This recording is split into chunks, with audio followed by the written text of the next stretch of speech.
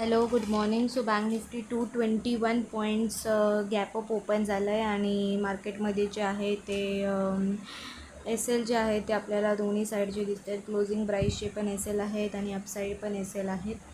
So market पण 221 points जे आहे ते गॅप अप ओपनिंग झालं आहे. सो मी कॉल बाय केलेला आहे 57,800चा कॉल बाय केला आहे. सो ट्रेड घेण्याचं रिझन हेच आहे की मार्केटकडे जे आहे ते दोन्ही साईडला एस एल आहेत आणि मार्केटने जे आहे ते काल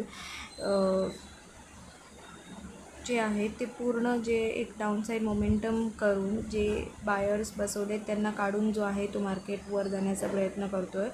सो तेच मोमेंटम आपण अपसाईडची एक्सपेक्ट करू शकतो. म्हणूनच पण मार्केटने जे आहे ते एक रिट्रेसमेंट द्यायला चालू केली आहे क्लोजिंग प्राईसच्या एस एलसाठी. सो त्या रिट्रेसमेंटमध्ये जो आहे आपला एस एल पण जाऊ शकतो, कारण आपला जो एस एल आहे तो खूपच छोटा 50 to 60 पॉईंट्सपर्यंतचा असतो.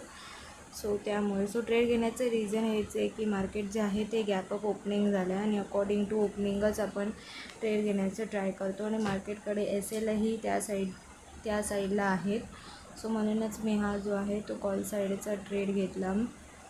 बट आपण एक रिट्रेसमेंट जी आहे ती वाट बघायला पाहिजे होती, पण आपण लगेचच जी आहे ती एंट्री घेतली आहे.